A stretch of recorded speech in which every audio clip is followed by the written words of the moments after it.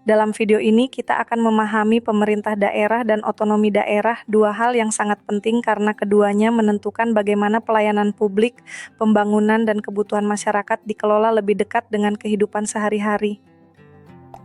Pemerintah daerah pada dasarnya adalah penyelenggara urusan pemerintahan di daerah yang bekerja untuk mengatur pelayanan pembangunan dan kepentingan masyarakat setempat. Di dalam strukturnya ada kepala daerah yang memimpin jalannya pemerintahan, seperti gubernur di provinsi serta bupati atau wali kota di kabupaten dan kota. Kepala daerah bertugas mengarahkan kebijakan, mengambil keputusan strategis, dan memastikan program daerah berjalan sesuai kebutuhan masyarakat. Lalu ada DPRD, yaitu Dewan Perwakilan Rakyat Daerah, yang berperan membahas peraturan daerah, menyusun anggaran bersama pemerintah daerah, dan melakukan pengawasan. Peran DPRD penting karena lembaga ini mewakili suara masyarakat dalam proses pengambilan kebijakan di tingkat daerah.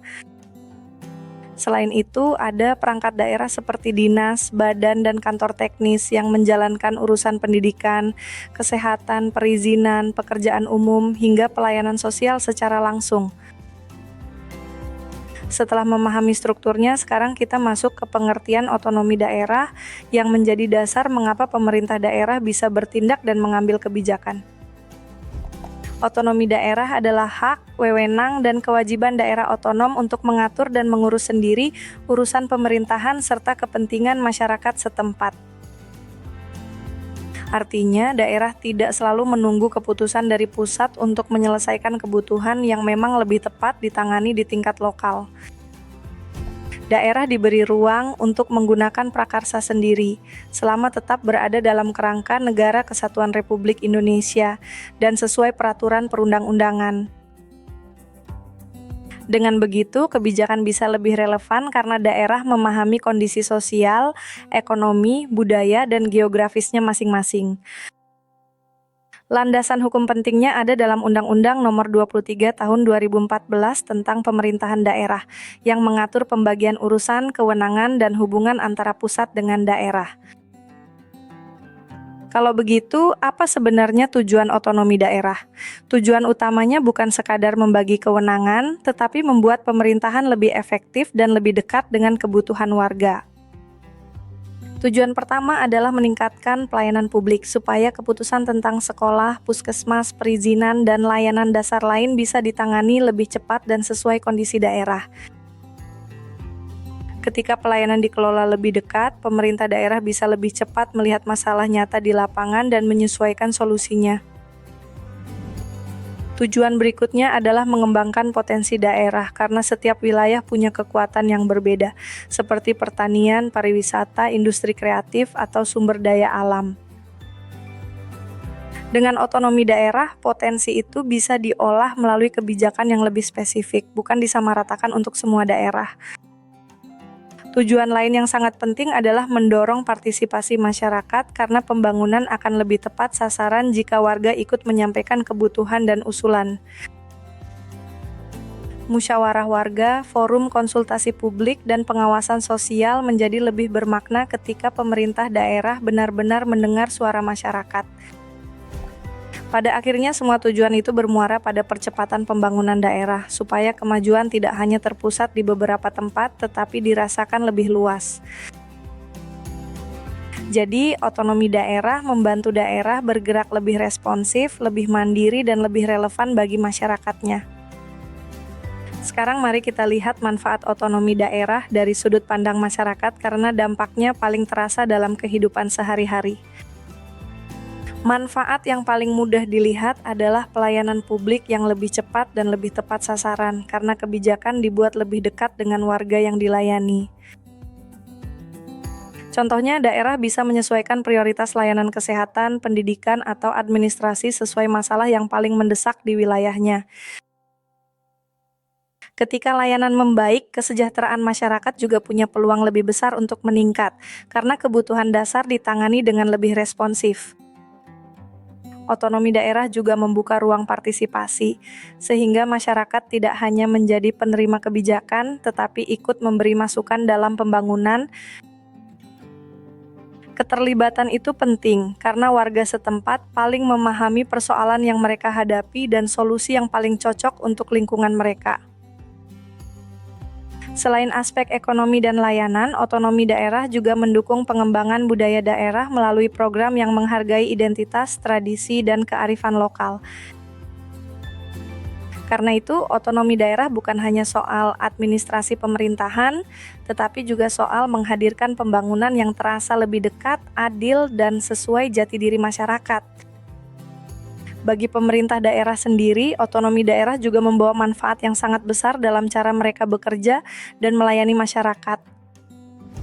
Manfaat pertama adalah kemandirian karena daerah punya ruang lebih luas untuk mengatur prioritas program sesuai kebutuhan wilayahnya. Dengan ruang itu, pemerintah daerah tidak hanya menjalankan instruksi, tetapi juga belajar merancang solusi yang lebih sesuai dengan kondisi lokal. Manfaat berikutnya adalah fleksibilitas dalam pengambilan keputusan sehingga respons terhadap masalah di lapangan bisa dilakukan lebih cepat. Misalnya, ketika ada kebutuhan mendesak dalam pelayanan, pemerintah daerah bisa lebih sigap menyesuaikan langkah tanpa harus terlalu lama menunggu proses yang jauh. Otonomi daerah juga memperkuat akuntabilitas karena masyarakat bisa menilai secara lebih langsung hasil kerja pemerintah yang ada di wilayah mereka sendiri. Tekanan untuk bertanggung jawab itu justru bisa menjadi dorongan positif agar tata kelola semakin terbuka, terukur, dan berorientasi hasil. Selain itu, otonomi daerah mendorong inovasi karena setiap daerah terpacu menemukan cara baru yang lebih efektif dalam memberikan pelayanan dan menjalankan pembangunan. Supaya lebih mudah dibayangkan, sekarang kita lihat seperti apa implementasi otonomi daerah dalam praktik sehari-hari. Dalam pembangunan infrastruktur, pemerintah daerah bisa memprioritaskan jalan, jembatan, drainase, atau fasilitas umum lain sesuai kebutuhan wilayah masing-masing. Daerah pegunungan, pesisir, dan perkotaan tentu punya tantangan yang berbeda, sehingga kebijakan pembangunannya juga tidak bisa disamakan.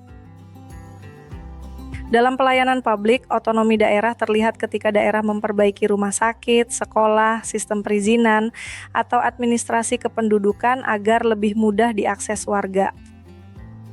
Beberapa daerah juga mengembangkan layanan yang lebih cepat dan lebih ramah warga melalui penyesuaian prosedur atau pemanfaatan teknologi. Dalam program kesejahteraan, pemerintah daerah dapat merancang bantuan sosial, pemberdayaan usaha kecil, atau program pemberantasan kemiskinan yang menyesuaikan kondisi masyarakat setempat. Meski membawa banyak manfaat, pelaksanaan otonomi daerah juga menghadapi sejumlah tantangan yang perlu dipahami secara jujur. Salah satu tantangannya adalah koordinasi antara pemerintah pusat dan pemerintah daerah karena pembagian kewenangan tidak selalu berjalan mulus di lapangan.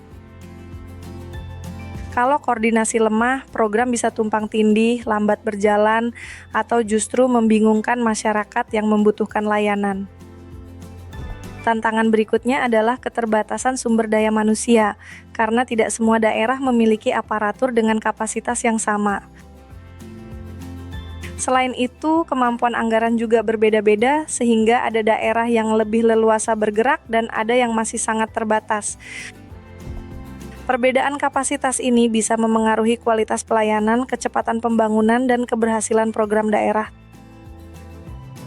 Tantangan lain yang tak boleh diabaikan adalah risiko korupsi dan penyalahgunaan wewenang ketika pengawasan tidak berjalan kuat.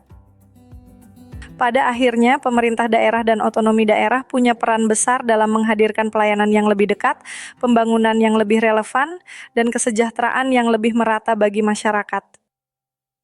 Karena itu, pelaksanaannya perlu terus didukung dengan kerjasama, tanggung jawab, dan pengawasan yang baik agar manfaatnya benar-benar dirasakan di setiap daerah. Terima kasih sudah menyimak, semoga penjelasan ini membantu Anda memahami pentingnya otonomi daerah di Indonesia.